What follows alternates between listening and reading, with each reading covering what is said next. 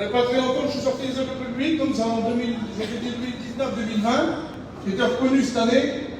Et quand je faisais des programmes pour la jeunesse, quand j'avais la chance de prêcher l'évangile, excusez-moi, mais je me compliquais un petit peu. Je cherchais des bons messages, des messages un peu qui captivaient la jeunesse. Mais j'ai bien réalisé, avec le temps, c'est pas ça. J'ai réalisé, vous savez, que ce soit pour la jeunesse ou pour les grandes réunions, que le besoin que nous, on a dans les grandes réunions, que la jeunesse a aussi. On a tous le même besoin. La parole, il n'y a pas 36 paroles, il y en a une seule. Vous voulez que je vous apporte ce que Dieu a mis sur mon cœur? J'aimerais vous parler de la parole de Dieu. J'ai marqué ça, moi, les cris que Jésus a entendus. Et vous voulez savoir c'est lesquels les cris que Jésus a entendus? La parole de Dieu nous dit dans l'évangile de Marc, verset 10, chapitre 10, verset 46, excusez-moi, Jésus a entendu un cri. La Bible dit que là, il y avait un homme sur le bord du chemin, et vous le connaissez, il s'appelle Zachée, il s'appelle Bartimée. La Bible dit qu'il était mendiant et aveugle. Seigneur, Alléluia. il était là sur le bord du chemin, cet homme-là. Mais je bénis Dieu parce qu'il a entendu parler de Jésus. La Bible dit que là, à un moment donné, quand il écoute parler de Jésus, là, il va dire, fils de David, aie pitié de moi. La Bible dit qu'à un petit moment, là, la foule voulait le faire taire. Mais lui, il va prendre dans son cœur, parce que c'était lui qui avait besoin. Mais Jésus écoute les besoins des cœurs. Et il va crier plus fort, fils de David, aie pitié de moi. Quelle importance. Vous croyez que Jésus n'écoute pas les paroles? La Bible dit qu'il entend les sanglots. Alors, à plus forte raison, il peut écouter ton cœur dans cette soirée. Et la Bible dit, vous savez, il ne s'arrête pas là. La Bible dit que là, il était sur le bord du chemin. Et à un moment donné, comme il crie à Jésus, il dit, arrêtez, emmenez-moi-le. Quelle beauté. Quelle puissance de Jésus. Emmenez-moi-le. Pourtant, il avait tout qui était contre lui. Oui, mais il n'avait pas le fils de Dieu, il n'avait pas Jésus. Jésus était là, il était pour lui. La Bible dit que là, comme il l'emmène, il dit, que veux-tu que je te fasse? Excusez-moi, comme on lit la parole, c'est un peu bizarre, Seigneur. Que veux-tu que je te fasse? Il savait le besoin là. Il savait, oui, mais il voulait que c'est lui. Parce que des fois, on demande des choses, mais ce n'est pas ce que Dieu veut. Ou ce n'est pas ce qu'on a réellement besoin. Et là, il veut dire, Seigneur, que je retrouve la vie. Parce que Bartimée, il n'est pas né aveugle. Bartimée, il n'est pas né aveugle parce que la Bible dit qu'il recouvre la vue. Et là, à un moment donné, là, Jésus va y imposer les mains. Et la Bible dit que là, à l'instant même, il retrouve la vue. Ça, c'est le miracle de Jésus, parce que Dieu entend le son des larmes. Il entend le cri d'un cœur. La Bible dit qu'un peu plus loin, vous savez, il se retrouve plus au bord du chemin. Il y en a plein qui sont au bord du chemin. On est au bord du séminaire, mais on n'est pas dans le séminaire. On est au bord de la bénédiction, mais on n'est pas dans la bénédiction. Si tu veux la bénédiction, alors crie à Dieu. Fais comme Bartimée, fils de David, et aie pitié de moi. Seigneur, tu connais mon besoin. Arrête-toi. Et le deuxième cri que j'ai pris, c'est le cri de la souffrance. Vous savez, c'est lequel le cri de la souffrance? La Bible dit que là, dans l'évangile de Jean, c'est l'ami de Jésus. La Bible dit que là, c'est Lazare, il meurt. Seigneur, quelle tristesse. Et là, Marthe et Marie vont arriver vers Jésus, vont lui demander. Et là, Jésus va s'adresser, il va arriver dans ce cas-là. Et un petit peu plus loin. Quelle beauté. Jésus s'arrête. Et il va dire un seul. Il va dire Lazare. Un cri puissant. Parce qu'on a un Dieu qui est puissant. Il va dire sors. Et à l'instant même, la Bible dit que là, il sort. Mais vous savez, il sort comme une sœur, il est attaché. La Bible dit que Jésus dit, détachez-le.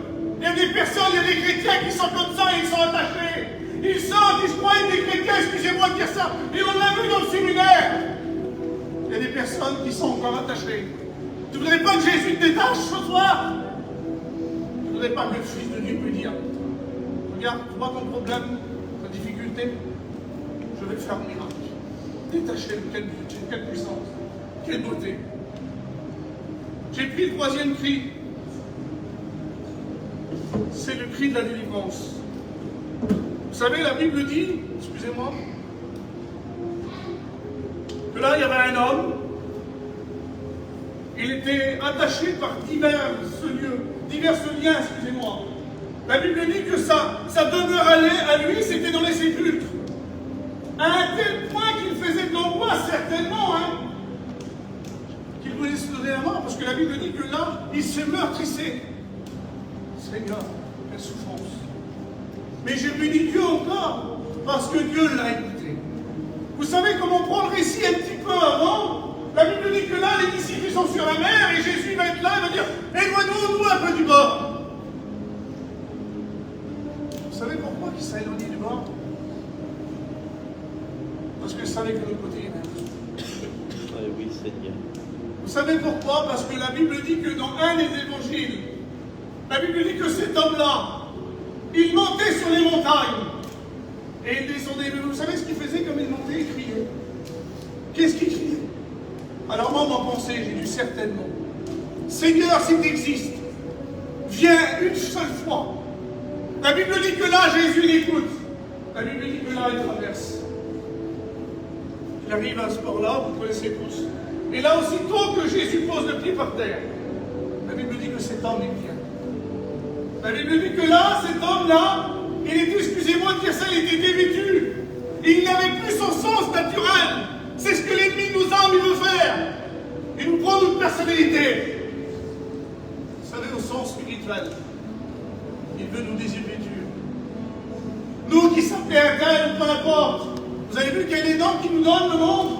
Regarde, c'est un drogué. Regarde, c'est un alcoolique. Regarde, c'est un vilain. Regarde, il fait que de se battre, ça c'est le monde. Mais Jésus, lui, est le contraire. Il délivre. Amen. Amen. Amen. La Bible dit qu'à un moment donné, un petit peu plus loin, comme on lit le récit, la Bible dit que là, il repart dans son bon sens. Et vêtu. Quelle puissance de Dieu. Il délivre instantanément. Il ne délivre pas à moitié. Si tu es lié, excusez-moi, si tu as une petite cigarette qui te tient, Dieu peut délivrer de toute chose. Amen.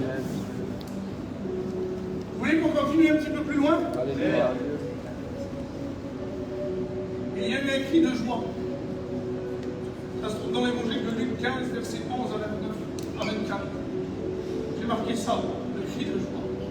Les retrouvailles d'un beauté, Seigneur. La Bible dit que là, il y a deux garçons, et dans ces deux garçons, il y en a un qui va dire, mon père, donne-moi les sous, qui me revient.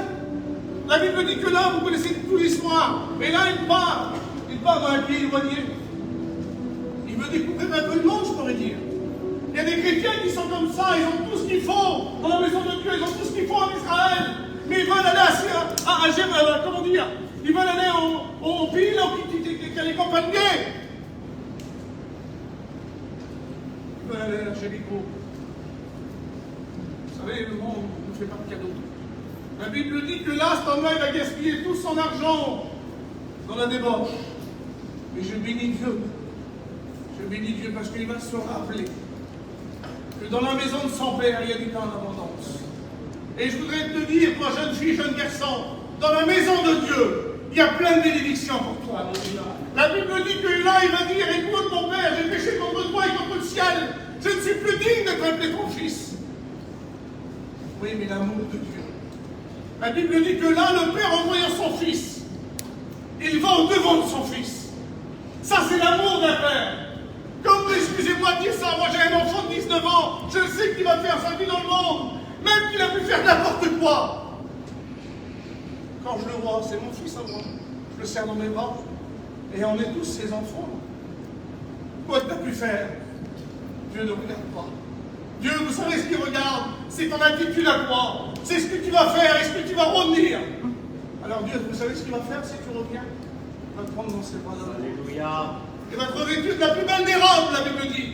Il va te remettre l'anneau. Seigneur, symbole du mariage, symbole de la fiançaille. Quelle beauté. Il va te remettre le zèle, Seigneur Jésus-Christ. L'essuyer, Seigneur. Voilà, c'est ce qu'il fait l'amour d'un père. Il y a eu un sixième cri. J'ai marqué ça, moi, le cri de la peur. Vous voulez qu'on finisse là? Ce même jour, sur le soir, Jésus leur dit, passons à l'autre bord.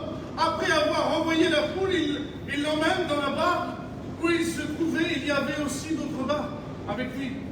Il s'éleva un grand tourbillon et les flots se jettent dans la barque, au point qu'elle se remplit déjà.